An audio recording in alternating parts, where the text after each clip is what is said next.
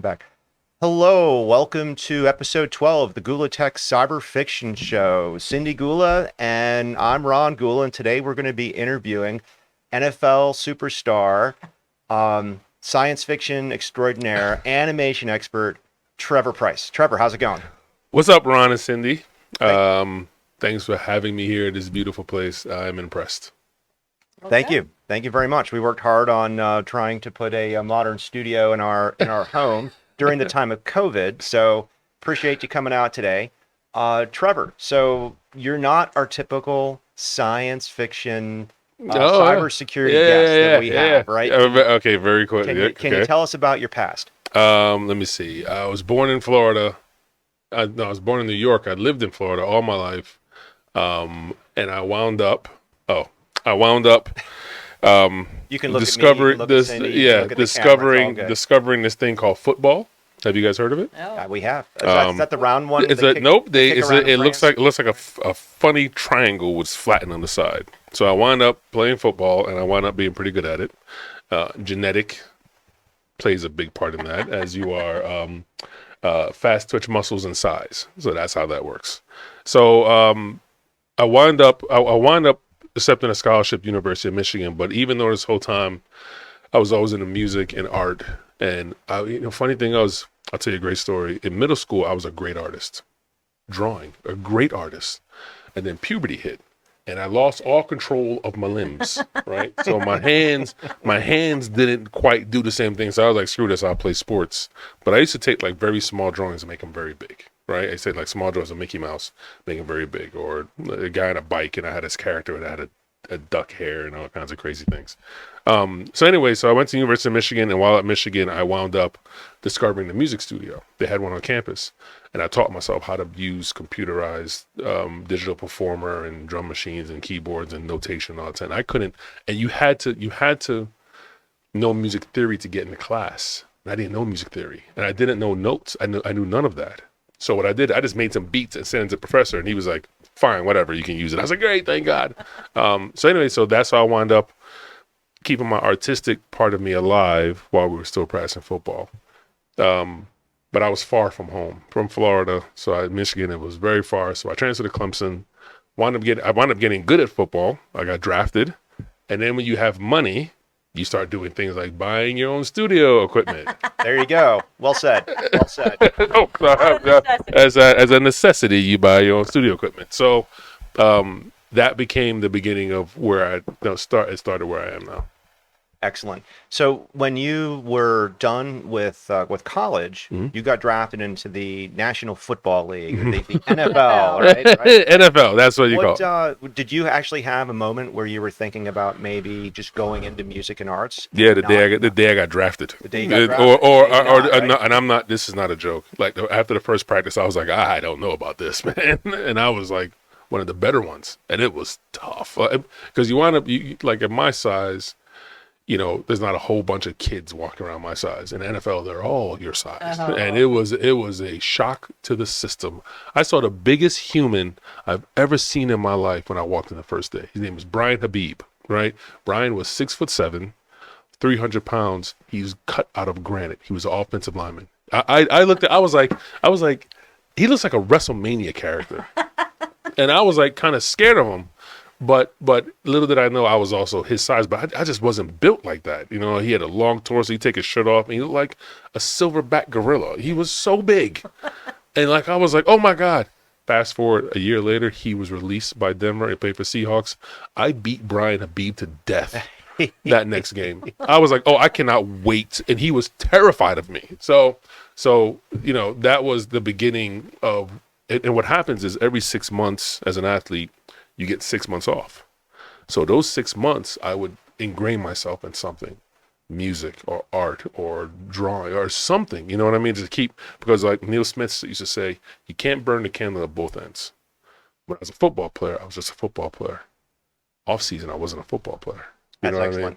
So we're going to get to science fiction and animation. Absolutely. And stuff. So we have three viewers and listeners, right? Holy cow. Yeah. We've got the cybersecurity folks. We'll talk about how this relates to cyber in a minute. But we have a lot of people who want to talk about science fiction, but Absolutely. we also have a lot of entrepreneurs. Absolutely. And we've experienced a lot of entrepreneurs who maybe they're an amazing consultant, maybe Mm-hmm. they're a cybersecurity person for the National Security Agency, Mm-hmm. and they get out, and just like you going into the NFL, they're like they thought they were a big fish. Now they're just one of many, many other vendors, billions, right? So billions. So you had a little bit of buyer's remorse, but you stuck with it. You never really lost that passion for animation and music. And No, stuff, right? no, because I had nothing else to do. And you know what happens to a young kid when you give him that kind of money? Bad things happen, right? So I was like, let me find something to do with myself and my time. So I ingrained myself in the music business because I've always wanted to make music, and I can play instruments, or I can pick one up, right, and know how to tune it and kind of get something out of it. So I started making music, and I started making like instrumental hip hop music, right? Because I can't sing nor can I rap, right? So it was like I'm just gonna show off my musical acumen. So I bought a bunch of I built a studio in my house. I built one studio in my first house, which was kind of like just piecemeal, like I was just figuring out. When I moved into my second house, my console was so big that I had to knock a wall down to get it into my basement. And and the funny thing is, when we moved out of the house, the guy that was taking care of the console was from like 1985. It was a 56 channel board. It was big like this room. And the guy that was there, he was like, "Oh, we're just gonna take it out." I was like, "Oh, let me get the contract and knock the wall down." He said, "No, it comes apart." What? What do you mean it comes apart? He just took it out in pieces, like, and it's walking up the steps, like in piece by piece. And I was like, okay, whatever. So long as you never lost it, it started to change from music to writing when we licensed a song to a Fox movie. Like one of the bands on my label, Fox picked it up for a movie, and they were like, "Hey, you're an NFL player. Do you want to come do press? Do you want to come to the studio?" I had never been to a studio lot. This is 2007. I've been to Hollywood, but all the music business is on the East Coast. So I spent all my time in New York. So Robert Kraft, who's the head of music at Fox, was like, "Hey, come to the studio. I'll show you around." I walked in the Fox movie lot. And back then, when you walked on it, the first thing you saw was like stage one. And it was Darth Vader on the side of it. Nice. And he was 50 feet tall. Yep. And I was like, I am not making another friggin' note of music. Whatever this is, I'm doing it. So my way in, and I asked him this. You want to talk about ego? I said, "You know what, Rob, I want to score X-Men 3. It's not a joke. I was not lying. Of course you did. I was like, I had a demo of like some sounds, like some kind of soundtrack. So I was like, yeah, I was like, and I was like playing keyboards, and I was like, this chord sounds good. I was like, I can score it. He said, "I want to play quarterback for the Packers. If you can make that work, I will give you the job." That's awesome. And I went, touche. And that was the end of that conversation. But that got you interested in doing other things than music, right? So you started Absolutely. getting into writing. Yep. So funny enough, and this is a true story. I still want to score film. That's how I got to writing. So my thing was, I'm gonna make a film so I can score it. And that's no joke, right? And I came up with a movie idea. And again, I have 6 months of time. So I do not have time in 6 months before I go back to practice to deal with the assistant. So I called the president of Sony, and he picked up the phone. And I sold him a movie over the phone. He was like, "Yeah, it's a great idea. Call your lawyer." I was like, "Great, I'm going to make a movie." So I wasn't even worried about the idea was great, but I was more concerned with what was the music going to sound like. There was no script. But I was like, it's going to sound like this. You know what I mean? So, but then somebody finally told me, "You're looking at this backwards. You are good enough as a writer to write and make movies. Someone else will score the effing movie, man. Don't worry about that." So that's how my life kind of changed. Music became fifth behind story and ideation and production and those type of things. Wow, that's great. I think it's interesting just from your background that you just have an idea and just go for it. But at the same time, you did listen to Absolutely. other people who were able to get into your mind and say, think of it this way. Yeah, because I didn't have a choice. Because you're flying by the seat of your pants, and again, when you're a professional athlete, anybody will pick up the phone once. They'll always pick up the phone once. They will not pick it up a second time unless what you say the first time says, "Oh, I will listen to the second call." So you better have something intelligent to say or something interesting to say when the president of Paramount says, Trevor, how can I help you? And you go, I don't know. You better have something to say. So that became my calling card in that respect, right? It was like I would take time to come up with something great that I could do in 10 seconds. You know what I mean? Because I knew I wouldn't have a lot of time with these people. And I didn't have a lot of time. Like, I had to go work out, and I was like, look, I got 5 minutes. You want to talk? And blah, blah, blah. But you have to start, and every time I taught somebody, I take a little bit from the conversation. I take a little bit and add that in. You know what I mean? And I'll tell you a story about Kulipari. This is also true.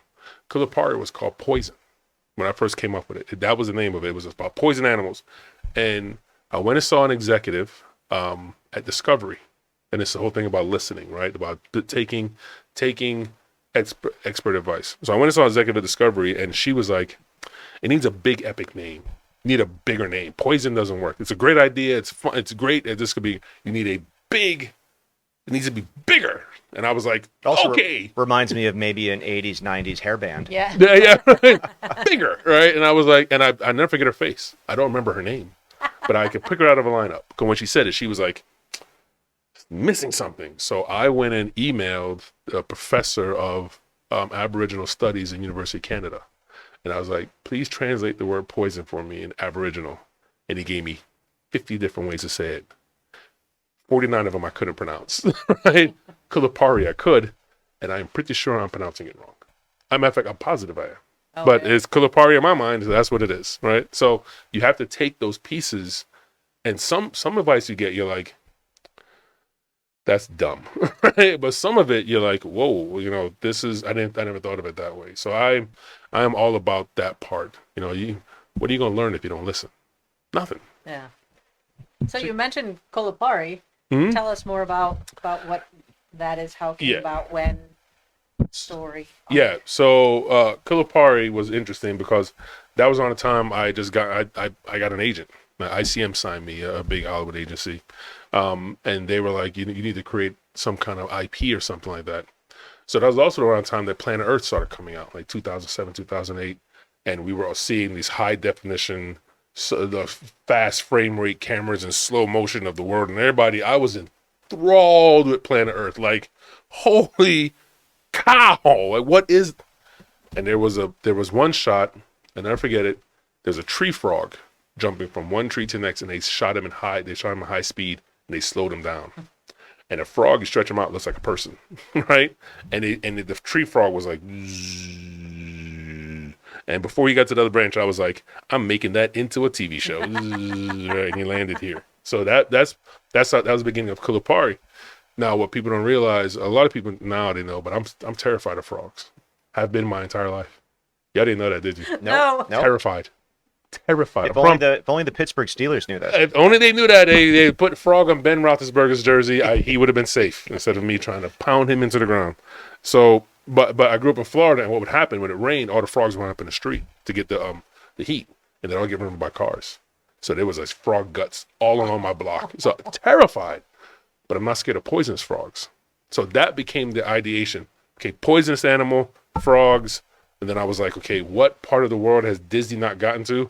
Australia, Aboriginal. Like, it was a process of elimination. What have we not done? Frogs. What have we not done? Poisonous frogs. Where have we not done them? Australia, right? Aboriginal culture. So anyway, I came up with Kulipari, as we see on the thing. There you go. Oh, look at that. Look at that. It was there. I had it a second ago. So I came up with Kulipari, and I wrote a treatment for the books. My agents took that treatment, and they sent it to Abrams, the book company. And what is a treatment? So a treatment is basically you take these 266 pages, you put into 2 pages as a story. Like, here's what the story beats are. Here's the characters. Here's kind of what's going to happen. It's really a synopsis. It's kind of like it's the back of a book, just 6 pages longer, right? Rather than you have to read the whole thing. But honestly, what I did is I hired Sanford Green, the comic artist. Right, he's a Marvel comic artist. He's doing his own thing right now called Bitter Root that was optioned by the guy that directed Black Panther, right? Ryan Coogler. So I hired Sanford Green to do the designs, the first set of designs, and I was in season. I never forget it. We were playing Kansas City, and I was in my hotel room talking with Sanford about the Kulipari designs, and I was like, I have a meeting in 5 minutes about the offensive line. Can we please hurry this up? Right. So we wound up, I wound up hiring him, and I paid him, and he designed the first 5 characters. So it was the first 4. So there's 4 main Kulipari frogs. The word Kulipari means poisonous. There's 4 poisonous frogs, and there's 1 non-poisonous frog, who Kulipari is about. And what was interesting was, I don't think anybody read my treatment.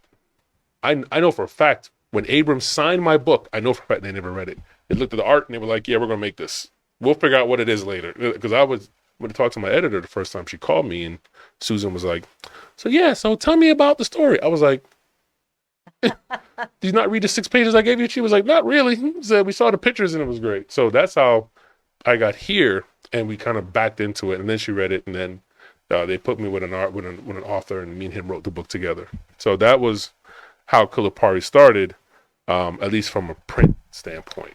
I think that's a really funny lesson, because a lot of entrepreneurs on the cybersecurity side, they'll make a 30-page, 40-page PowerPoint slide about why you should invest in their company or buy their product, and very few customers or investors actually read the whole thing. It's funny, I have learned that. It took me a while to learn, because my first PowerPoint slides were like 70 pages. I said, "No, just keep going. It gets better." "No, it doesn't, my man." They were like, "No, we need 3 pages." Like and the thing I'm starting to tell like my own employees when we're pitching stuff, I'm like, these people come from the same place you come from, right? You don't have to spoon speak them. Once you give them an idea, their brain works the same way yours does. We could switch sides of the table, and you could pitch me my own idea, and my brain says, okay. So now these days with COVID and Zoom calls with pitches, it used to be these meetings were an hour long. Now they're 15 minutes. You know what I mean? It used to be you come in a pitch and we shoot the garbage around, and then you spend 40 minutes trying to explain your idea. And as soon as you said your idea, they wrote it inside their own minds. So now I pitch like this. Story about a kid who has a sword. What else do you want to know? Yep. So that's what I started to do. I said, what else do you want to know? So anyway, so that became my kind of calling card. So you wrote 3 books. You have Army of Frogs. Was the first one. Number 2 was The Rainbow Serpent. And then number 3 was Amphibian Zen. Funny story about Amphibian Zen. As you can see by the front, it is destruction and bad things happening to the main character. And when we turned in the manuscript, Abrams hated it. They hated it. They were like, Susan was like, "We're not putting this out."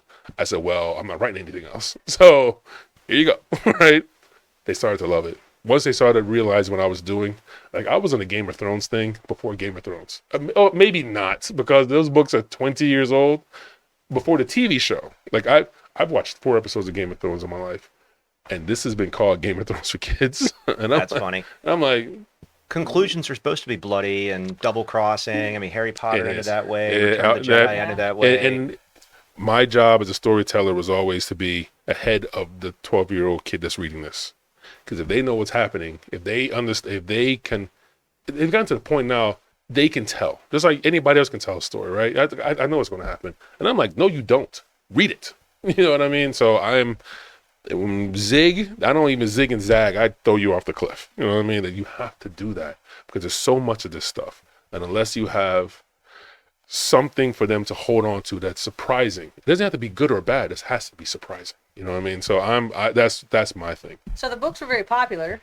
And then Netflix came knocking. So one of the executives, his son read the books. His son knew them. So at that same time, I had hired a production company, and I greenlit my own show, because Cartoon Network picked up Kulipari. You guys didn't know that. Cartoon Network picked up Kulipari at the same time Abrams did, right? And so they wanted to pair this version of it with Thundercats, and Thundercats, nobody watched. Nobody watched it, right? So they were, and Adventure Time and all the comedy started coming back around. So they were like, "We're going to make it into a comedy." And I was like, "No, you're not. Give me my show back." So they gave me my show back, right? So I had a choice. Well, I can go back out with Kulipari and go talk to Disney or go talk to whoever's available. What's this Netflix thing? That's cool. They have money? Sure, let's do that. So we wound up signing with Netflix. Because again, one executive, his kid knew the books. So his son kind of signed it. not him. He was like, Dad, do this. And I happened to be sitting in his office. And funny thing is, I hadn't written the third book yet when we signed. So I was like, I had the manuscript. You want to give it to your son? He said, no, we'll wait till the book comes out because we actually want to look at the book and the artwork, right? It's a full color book. So we greenlit it and started making my first animated show, which was a bear. And I was it's being made in Canada. I live in Maryland. I don't know what, I'm like just getting stuff. I'm like, yes, I don't know. Can you change this? And once they draw it, guess what? You can't change it, right? So what's the technology like when you animate a movie for Netflix? Well, yeah, okay. So animated series. Animated series. So it is the first one was puppeted. So what puppeted means is the characters are basically puppets. They're not hand drawn. They're pieces. And if you watch certain shows, you can tell which ones are puppeted because they move. The 2D animation moves kind of robotic, even though it moves like this part of the arm doesn't move, only this part. And when you animate by hand, you have to move this joint to move this joint. But when you puppet it, where this is a separate layer, this is a layer, this is a layer, the head's a layer, the body's a layer, they just move like this, right? And this part doesn't move. So if I could stop this part of my arm moving and do this, it doesn't rotate, right? So that's the puppeteering. But what that puppeteering does is us three are all animators on a TV show, right? You draw a frog a wee bit different than I draw my frog, which is a wee bit different than you draw your frog. When you puppet it, it all looks the same. Mm-hmm. You know what I mean? But also, when you puppet it, you can't turn the character. He's in basically one angle. So if you watch Kulipari season 1 and 2, you notice they don't rotate, right? Because the puppet, you basically have strings on them, digital strings that you move them, but you can't turn them this way because they only face one angle. Like you never see the back of anybody, right? It's a bizarre thing, but the fight scenes were all hand animated. And how they did that is they take the puppet head, they put the head here, just the head, because you could pull the characters apart. Here's the puppet head, and we'd animate the bodies flowing. So there's parts of it that are kind of like slithery and like, oh, that's so cool. And then the parts of it are like, and I hate it, right? So we have decided we're doing a third one ourselves at my studio, and we're hand animating the entire thing. So the camera angles are different, and you could be way more creative. And I'm like, they send me stuff, and I'm like, flip the camera this way. They're like, you know how hard that is? I'm like, well, that's why I pay you. You know what I mean? And not me. And then what do you get? Like, so you're in your office, and you're based in Baltimore, right? So you're in your office, you're outsourcing this animation. Are they sending you back like Vimeo links? Like back then? Movie? Yeah, like what's I was getting .movs. You know what I mean? And you get it in pieces. So you get the first storyboards, and the storyboards are red and blue and white. And then you get a background with red, blue, and white. And then you get red, blue, and white with the voices. And then you get red, blue, and white with some music. And then you get a little bit more color. And it's pieces and pieces and pieces and layers. And it is kind of like starting with a blank page and then just drawing the same thing on top of it 7 times for what I did in Netflix series. But it was outsourced to Canada. How did that work with Netflix? Do they just give you like a part of the viewings? They pay you when people watch it? Yeah. Do they pay you up front? Like, what does that business model look like? They pay you up front. So what it used to be, as a Netflix has changed. So when I signed, they had 50 million subscribers. They are now 300 million subscribers. So you can imagine how it's changed. But back then it was, they would license just their set of rights. So they would say, okay, what's your production budget? Gave them a number. They said, we will pay half for one set of rights. So in 2016, there was 5 sets of rights. There was subscription on demand, video on demand, which is Netflix and Hulu and whatever. There was video on demand, which is like Comcast, you pay for one, get one, or Apple TV. There was TV and DVD. Okay, one of those is gone, right? DVD's gone. TV is next, right? So they were like, we don't care about the rest. We're going to pay half, and we just want subscription video on demand for our thing. You keep your IP. I'm talking to Netflix now about something else, and they're like, no, we're taking everything. And we're not doing that again. And that has changed because of Disney. So their business model is not pay by view. It is, we are going to buy this up front for this amount of money and go away, right? And what they don't do, what they didn't do then, they didn't cut you a check. They gave you a contract. And that contract was good as gold to any bank on planet Earth because it says Netflix on top of it. So whatever it says, you give it to the bank gives you the money. And then they after you deliver the show, they pay whatever the contract says in quarters. So you get a check every quarter for like 2 years. So they just kick the can down the road, or they used to. Now I guess they're giving you bags of gold bullion or something like that. So you're the director and the producer for the Netflix series, which means you got to do the plot lines, you got to pay for what you wanted. Netflix kind of signed off on it, but you also got to pick the voice actors. I did. I had to pick all the ones I wanted. What was that like? Anybody interesting? Yes, we got. Okay, so the most important one was the lead character Daryl. That was the most important one.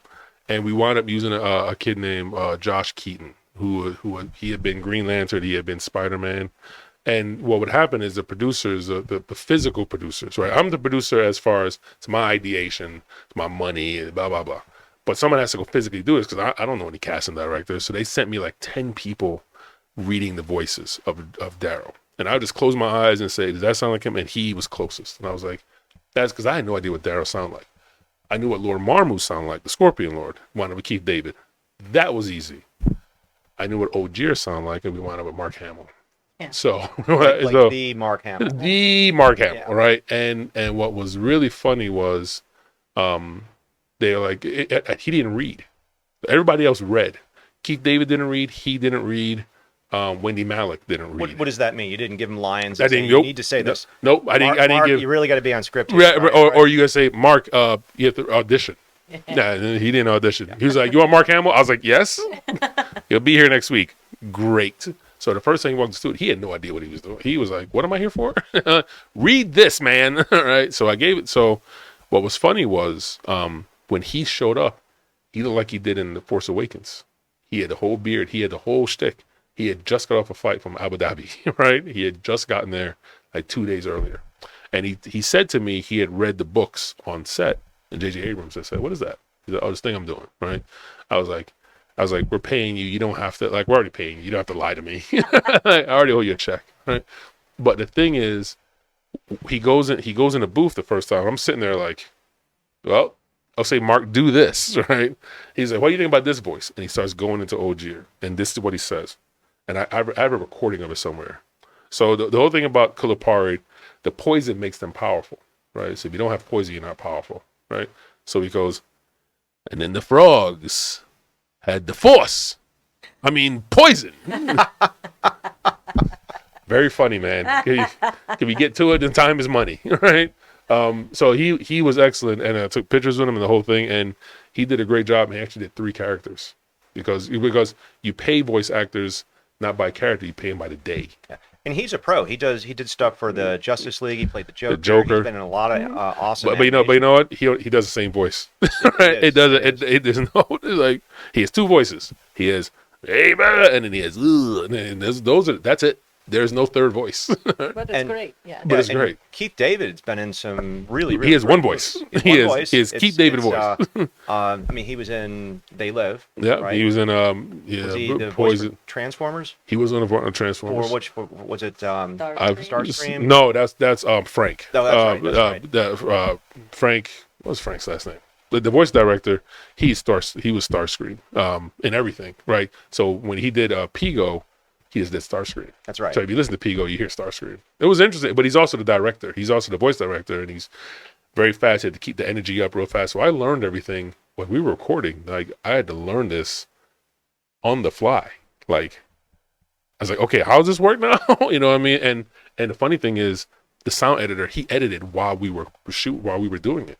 So I do it now, and I just press record, and we just record everything, and I have to go back through that nonsense and be like, oh, that part. When I got it from them, it was finished. Yeah. 10 minutes later. So it was interesting, you know.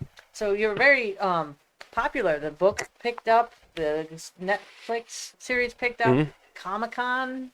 Yep. You have a following in that area. I mean, you even have little wonderful little yes. Mattel, this wonderful This wonderful. Oh, there you go. This wonderful company. I called them. I called them randomly. Again,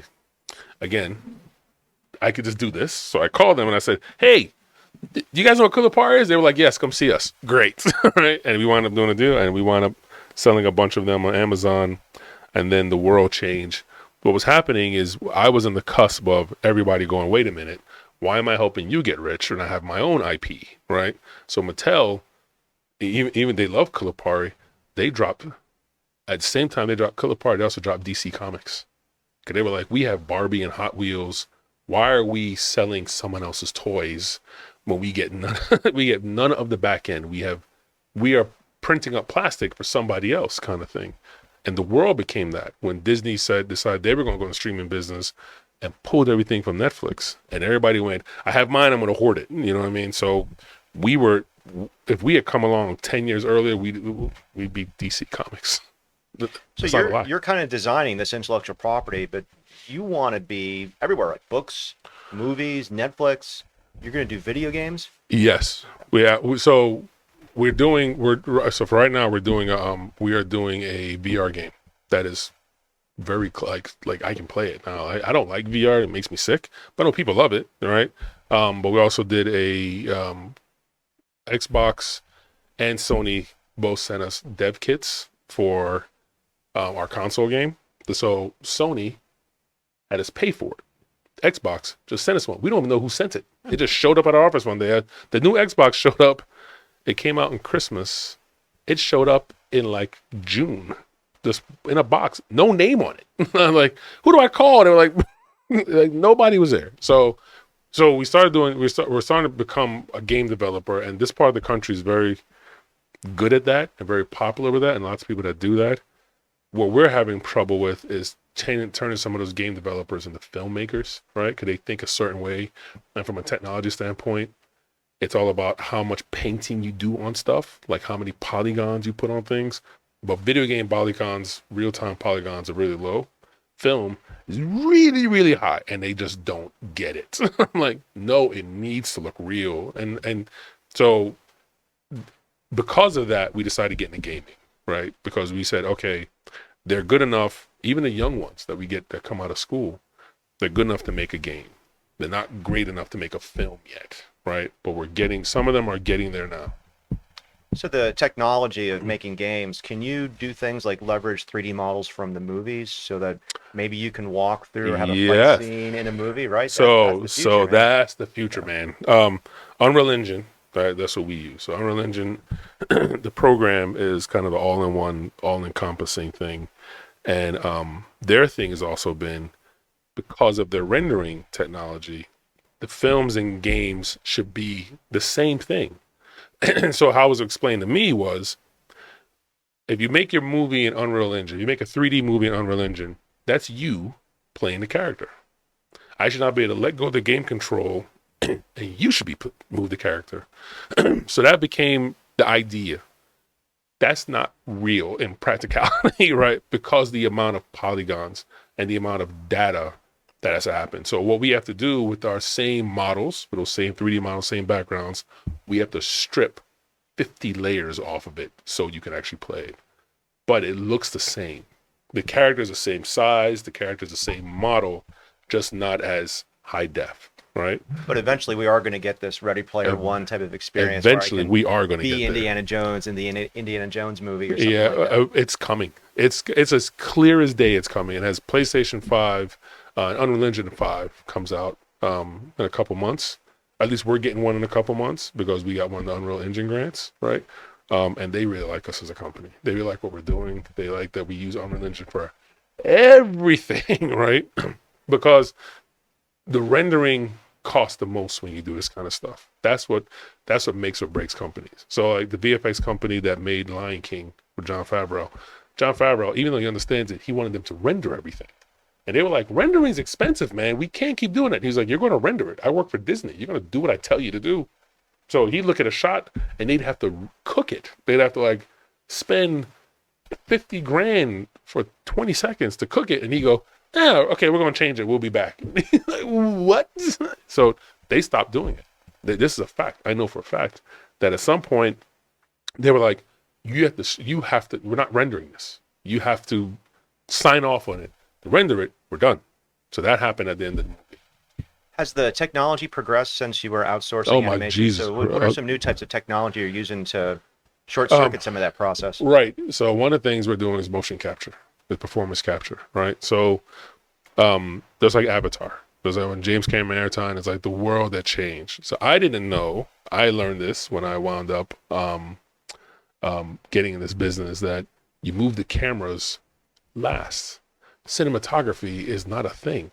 Like when we're doing our movie, our Kulipari live action reboot, we just shoot. We don't use cameras. The facial camera for the actors and the body and the suits just go into Maya. There's no cameras on my set. And I remember watching Robert Rodriguez direct Alita. And I guess somebody said to him, like, while he was directing the actors, where are you going to put the cameras? So we move the cameras later. And I was like, but it's fact. You do move them later. Like, you don't have to storyboard stuff, because just get data. And once the data is inside Maya, the animation software, the animation software that we all use, once it's in there, then you take the camera and put it wherever you want. You don't have to mess with lighting. None of that. Now, the part that doing it later actually takes longer. You know, it'd be better off if you did it on set, but you can't do it on set. It's inside a computer. So that thing is for 3D. You can also do it for 2D. Like, we figured out how to do it for 2D. So when we started doing more 2D stuff that looks like rigging and looks like hand animation, it's motion capture, right? So we've talked and said about your company, but tell us about your company. What is the name? And oh yeah. So our company's called Outlook Company, or Outlook CO, or the animation studio is called OVFX, which was the simplest way I could come up with it. Outlook VFX. I was like, that works, right? We're based in Baltimore. You know, what happened to me, at least, I had a choice of saying, do I pack up and move to Hollywood, or do I try to do something a little more interesting and try to put a flag down in a part of the country that has, I think, talent, but has never had an opportunity? So one of the things I learned living here after I retired was there's an art base here, but there's a tech base here as well. And that's what it became. It was like, you know, we have a kid who has been poached, by the way. He no longer works with me. The Under Armour, like, grabbed him by the head and walked him out of my studio. But he went to Johns Hopkins. He did not get an art degree. He's a good enough artist.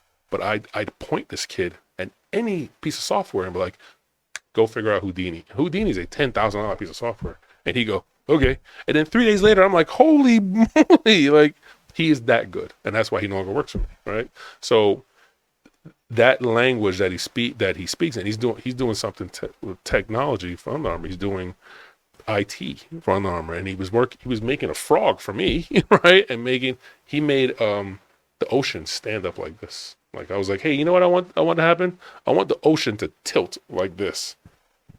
The ocean tilts in one of my shots, right? It looks like real water and it tilts, right? So we wound up staying here. I wound up staying here because of the art school, but also because the cybersecurity industry and the gaming industry and all that stuff has converged into this part of the country more than anywhere else, right? And there's a lot of art schools, but there's not that many of them. But like, Micah's a real art school. Now, Micah has its problems that they're trying to figure out how to teach kids how to be professionals and not artists. I had a kid that tell me one time from Micah, he's like, you know, Micah's not a trade school. You have to realize that. He's like, that's not what they teach. They teach us how to express ourselves through 2D and 3D and puppeting and all these type of things. It's not a trade school. So you're trying to get us to like animate like real animators. We're not real animators. I was like, fair. And then I fired him. But he did give me that information. But I knew the tech language that was spoke here, we could figure out kind of anything if there was an IP to play with. And the gaming area and people from the gaming is Hunt Valley and Bethesda. You know, there's a company that was bought here for $8 billion. So, I mean, so let's talk about that. So you're based in an opportunity zone. Mm-hmm. You are working with a lot of people younger than us, right? We call them kids. How many of them have degrees? How many of them are certified? How many of them are just raw talent? I would say degrees and certified, I would say 90%. 10% is talent. What we've gotten to, I have a new saying in my studio. mindset is more important than skill set. That's a true thing, because, you know, it has changed so much in the 2 years I've been doing it that, you know, schools can't teach what we teach because they have to spend more money getting new computers. We just bought some new video cards. We can only buy one. There was only one in the country, but it's a video card that chomps through Unreal Engine and makes it rendering. Take that. Nobody else has one. Like Micah doesn't have them. Cal Arts doesn't have them. No art school in the country has them, unless you want to repurpose 8,000 computers on your campus, and you can't do that, right? So the skill set, if you have a base knowledge and certified in some kind of way about this stuff, we can kind of teach you the rest. If you are passionate about it and you kind of want to learn. One of the ones that doesn't have a skill set is a tattoo artist. We hired a tattoo artist. Tattoo artists are great artists. He's been working on the same tree now for a month and a half, but it is a wonderful tree. And you know what's going to happen? And here's the thing I figured out too. Everybody's making assets for our movie, for our 3D movie. And they are like going in and like stem and painting leaves. And I'm going to take the camera and go by the leaf like this. Right? And I'm like, you just have to deal with that, right? When that happens. Like, we have our lead kind of prop design guy, Patrick. He's working on Lord Marmoo's tent. So Lord Marmoo, the Scorpion Lord lives somewhere. He lives in a place called Aram, but he has a tent. So whenever they go attack a place, he pops up his tent. So Patrick is making like a net. He's making a net that has frog skulls in it on the tent. He's been working on a net now for 3 weeks. It's the best net you've ever seen in your life, and it's not going to be seen, right? You have to make everything as if you're going to put a camera on it this close, but you don't, right? Because again, we move the cameras later. So I understand this. You spent 3 weeks making the best net. I love it. The net is great. Nobody's going to see this net, but we don't know that till we move the cameras. So everything has to be made with such detail, right? And I can't say, oh, don't worry about that one. You could do that on set if you're making a Marvel movie. But you could use that for a game. Absolutely. You know, down the road, and maybe if there's a Snyder cut of Kulipari, they'll use this from a different angle. We can Snyder cut the dog mess out of this. Believe me, it'd be so easy. But again, I know we've spent all this time talking about Kulipari, but you are your studio is looking well beyond that. You're looking for this is more of the mid-level, and then you have other things that you have done that are targeted more adults. But then you also have preschool and the younger group. Yeah. So right now, as we are ramping up animation, I signed a preschool show. The only thing in my studio I've not created is something called Benny Blueprints. That was created by a woman named young artist named Claudia Medina, and it was her senior thesis, right? So I was looking for animators through a website. I find people, and I saw her senior thesis, which was called BB-18, about this blue rabbit and his robot. And I was like, that's funny. She used someone else's thing for a senior thesis. No, it was hers. I called her at 1 a.m. and she was like, who is this? I was like, just show up at the studio tomorrow. Don't worry about who this is. And she showed up, and I signed her. And she's been working on Benny Blueprints now for about 6 months. And it is stunning. Absolutely stunning, right? And I don't have to go down there. They have their own space, and I kind of pop in every so often. She has a red headphone on. Benny kind of looks like her, right? And so that's one thing we're working on. We're also going to start getting to live action. I have a live action universe based on a comic book that I wrote called Foster Broussard. I think you Demons. Oh yeah, it's Foster Broussard, Demons of the Gold Rush, right? So my favorite movie of all time is Pirates of the Caribbean at World's End. That's why People hate it. People absolutely hate it. It is the biggest movie I've ever seen. I don't care how big you think Avengers Endgame is. Nothing bigger than two pirate ships in a maelstrom going around shooting at each other like a car chase. Nothing bigger than that, right? And if they do that now, it will look even more real than it does then. But that technology back then, rendering that, I'm like, how long did that take? How many people? How much did y'all pay for that? That movie, like, it cost $6 billion to make. So I love Pirates of the Caribbean. So Foster Broussard, Demons of the Gold Rush is Pirates of the Caribbean at World's End, just doing the Gold Rush. It's the same. It almost has some of the same story beats, and I don't care, right? So there's a live action universe based on this, and we'll eventually make this. But we are going to where we are. We're based in Baltimore in a building called a Hohen Building. That's a big building in East Baltimore. They're trying to reconstitute the neighborhood. Across from us is another building we just leased that has a space big enough for one of Lucasfilms StarCraft stage. It's called a LED stage. Now people stopped calling it StarCraft because of how they made Mandalorian. It's called a LED stage. And Epic Games is going to help us build it. They're not going to pay for it, but they are saying we are going to come help you when you're ready to do it. Because you have to have a 30-foot high ceiling, and you have to have 6,000 square feet to build the screen. So then we build that screen. We can kind of put actors in front of it, and they'll be in 1843 Coloma, right? And we point a camera at it, and it'll look real. And we don't have to render it. We don't have to. There's no green screen. We're not using any green screen, and we will shoot this movie with no green screen in a box, and it's going to be spectacular. That's phenomenal. So for the young kids listening, like how do we get more young black men, young women into tech, whether it's animation or cybersecurity? What do you do? What can we do? You have to recruit them. So I know you guys heard about Leica and Bowie State. So Leica, the woman that runs Leica loves Kulipari. She loved it. Her son loves it. Right. I met her a long time ago. But Bowie State. But I called Bowie State. I talked to the guy that said this. Cause this is how you do it. I talked to the guy that is running that program, and I said, look, you have to tell me how you did this. How did you get Leica to give you puppeteering and stop motion animation, and how did they go from LA and skip over the entire country, wind up at Bowie State? Because Florida Full Sail University teaches what I'm looking for. They teach it more than anybody else in the country. Them and Noman teach it the most. And Bethune-Cookman University, historically Black College University, is 40 minutes from Full Sail, right? So there's a connection there, but you didn't go to Florida. You went to Bowie State. You went over Southern University in Texas. You went over all the HBCUs in the country and wound up at Bowie State. So I asked the guy at Bowie State, I said, how did you do that? He said, I didn't. He said, they called me out of the blue. Out of the blue. And I said, what do you mean? He said, I picked the phone one day and there's a lady from Leica. And she was like, hey, do you guys want to teach stop motion? He was like, yeah, sure. He thought it was going to be an internship program. She was like, no.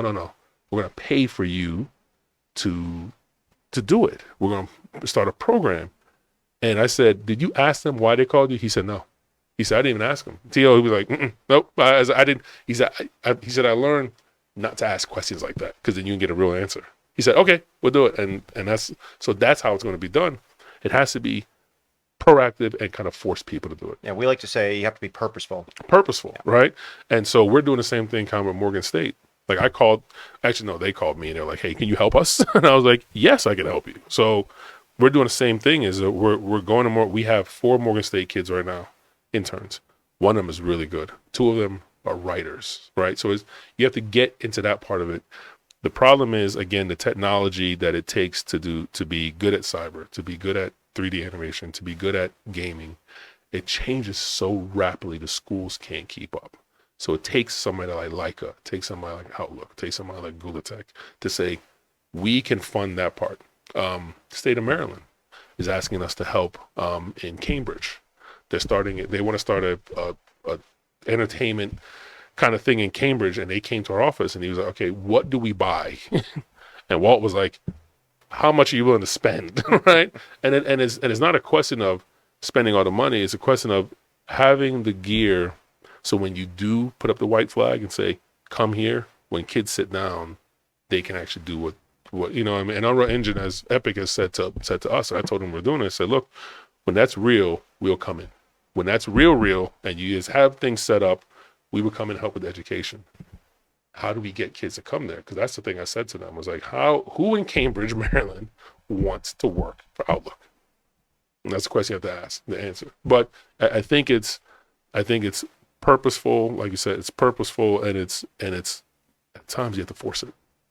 And you have to make it exciting. You have to make it exciting. You have to make it want to come, and a great culture. Yeah. And I mean, it sounds like you have a lot of fun in your studio. Effing romper room. I'm like, everybody get back to work, please. And they are there all night long. All night long, right? I left my office at 7:00 and homegirl was bringing her dinner in. I was like, I gotta go. I don't know how long you're gonna be here, but I gotta go. Awesome. All right, well, let's close out with talking about science fiction. Yeah. What do you watch? What do you like? And we include superheroes and stuff in that. So what motivates you? What's impressed you, whether it's on TV or in the movies? The Justice League thing impressed me. Zack Snyder's Justice League impressed me. The recut. The recut. Yep. The recut impressed me a lot because it was 4 hours. It did go by fast. My son and I watched it, and it went by. It was slick in that way that he found a way to make it watchable. Right. So I'm watching that. And what I watch for is not just the VFX. I'm starting to see because I'm at the point now. When you guys look at certain things, just in a cut, I see the tricks in that. I can see the tricks in Justice League. I can see the seams. Like I see the partners spliced together, and I was like, okay. The grass is not moving. Well done, kind of thing. So I watched it for that reason, but then I got into the story, and it was great in that respect. I'm looking forward to Kong versus Godzilla. That I'm looking forward to because, again, the seams, right? The reason why the city looks the way it does, it lights the characters in a certain way, right? So that's why you see the fight scenes inside. They did that was a stylistic choice. It was a lighting choice. You have to do that when you have these two gigantic monsters, because if you turn the lights on, if that was daytime, they'll look bad. They look terrible, right? If you just like if I get the King Kong model and just have him walk around on my computer in broad daylight and I'm trying to check stuff, you look at it and be like, people aren't gonna believe that's a real monkey, right? But if you like the city with those fluorescent lights at nighttime, then it looks like a real monkey, or it looks like a real lizard. So do you actually enjoy the story? As it starts to happen, no. I start to see the foolishness, right? Lion King was notorious for it. If you watch part of it, if you watch like some of the camera overhead stuff and watch the characters walk, when they're walking the ground doesn't react at all. The grass doesn't move, the dust doesn't move. It's because they're walking in blank space, and then you put a ground under them. So when you don't animate the grass, I'm like, and you see his foot walk through the blades, and you're like, y'all can move the camera, you know what I mean? So I stop enjoying that kind of thing. So I watch sports. In virtual reality 3D sports? I've not done that yet. I've not done that yet because, when they did the thing where you can put the glasses on, be at courtside at an NBA game, I'm kind of like, I'm not sure. Just me though. The parallax messes with me. You know what I mean? But again, we're making a VR game. We're likely making it for Sony. Like I'll find out tomorrow. Holy cow! Gotta get prepared for that call. So what do you think of Disney, right? Disney's bought Star Wars. They bought Marvel. Mm-hmm. They bought the Muppets. Mm-hmm. They're streaming all of it now. And that kind of changed the industry. How do you react to that? I react to it by saying there is still more left out there, right? The thing about animation, and the thing I've learned, and I've been told this by, animation travels the world. Most things don't. You know what I mean? The representation matters, but it's a frog. So nobody's offended by a frog, right? And Avengers, the Muppets, those are such big properties that they're winning that fight. They're going to overtake Netflix, and everybody knows that. Netflix knows that. So Netflix is starting to pay attention a little bit more to me, right? And funny, I have done a lot of work for Disney, and because they have all these things, it is hard to even get there. It's hard to get them to get an email back. And again, I know these people by like cell phone numbers, like, you know what I mean? So I think they have found a way and saying IP is how we win the game, and exclusive IP, right? So in the case of like Kulipari, we're looking for a place to put it exclusively. Roku is a thing, you know what I mean? So there's places and parts and companies that are looking at that type of thing. But I'll give you an example. So we are talking to Nickelodeon about the stuff that's not Kulipari, because they passed on Kulipari. They passed on it instantly. And the reason they passed on it, they said, we have turtles. And I'm like, what does that have to do with the frogs? They're like, we can't put the frogs on TV when we have the turtles, because what if, I was told this, what if people start watching yours more than they watch ours. We have invested hundreds of millions of dollars in these turtles. We can't do that. You know what I mean? Now, if you have something that is car-based, we can do that, but those two are too similar. You know what I mean? So you start to have that problem, and everybody's gonna have that problem. But you know, Sony has misstepped a bunch of IPs. They tried the Vin Diesel thing with the dude with the gun and the don't get killed guy, whatever. Fast and Furious. No. that one's good. That's good. That was fine. But I forget. Bloodshot. Oh yeah, right. yeah. With the variant. Didn't even see that one. Yep. Nobody saw it. Yep. Right. It's like the variant thing, variant comics. That was supposed to be the beginning of a universe. So everybody's looking for some kind of universe, and universes are expensive. They're also hard to write. Unless you have John Wick. Unless you have John Wick, and I'm hoping that nobody is good. I've heard it's terrible, but I hope that somehow John Wick and Nobody kind of cross. They should. They're written by the same people. Wow. Where do you think, you made one other comment about the future here, that television's going to be dead pretty soon. So what do you mean by that? I think paying for it's going to be dead. Like, so the next thing that we have coming, and I've kind of starting to like push my chips on tables, next gen TV. So next gen TV is free 4K HD TV, right? That's internet based. So with 5G and everybody having these big televisions, it's kind of like, why am I paying for this kind of thing, right? Because it's very difficult to get somebody to pay for anything that's kind of not day and date, which is sports, you know what I mean, or the local news. So once sports and local news are figured out, I think cable TVs don't have a problem, because even Universal, who has Comcast, they're trying to figure out how to get out of Comcast. I know that, right? So there is a sense of it's not that the product's not great, the content is great, but FX and Hulu, if I'm paying for Disney Plus, I get FX and Hulu. So why would I put that in my cable bundle? You know what I mean? So it has nothing to do with there's something bad. There's a bunch of garbage. No, everything on TV, I can as of right now, I can kind of get at Roku and Pluto and Netflix. Like, there's a way to bundle that stuff, right? So I think paying, our cable bill is $300 a month or whatever it is, ridiculous. Whatever it is, I think that's gonna go away as soon as they figure out how to make local news. And with next gen TV and 4K, free 4K, that's where it's all going. Yeah, it really reminds me of the early 90s when you would get a cell phone and then Sprint would send you, if you cash this check, we'll switch your phone line, right? And then you'd get one from AT&T the next month, that sort of thing. It's not exactly like that now, but I really feel like we're signing up for stuff, and then we're turning it off because we're not watching it. We're done with that episode. All right, let's turn that off. I'm waiting to see what the Justice League thing did for HBO Max. Like, did it really work, right? There was so much hype on it, and did it drive subscription? Did people sign up for HBO Max for a month and then get rid of it to watch? Yeah, and that's a one-time thing. I would have happily paid for that, just like you pay for it on I would have happily seen it in the movie theater. That too. You know what I mean? I would have happily seen it in the movie theater. Did you see Tenet? I've seen Tenet twice. Yeah. I saw it in a movie theater. Yeah. I saw it on a plane. I watched it on a plane. So I was I'd heard from some people that Tenet was great. So I was like, I'm in. So me, my wife, and my son went and watched Tenet. My wife was like, what is going on? I was like, be quiet. I got to hear what this guy's talking about. And Christopher Nolan has a thing where he doesn't want you to hear what's going on, right? So the voices, you can't hear what's going on over the noise. And I think it's a great artistic choice.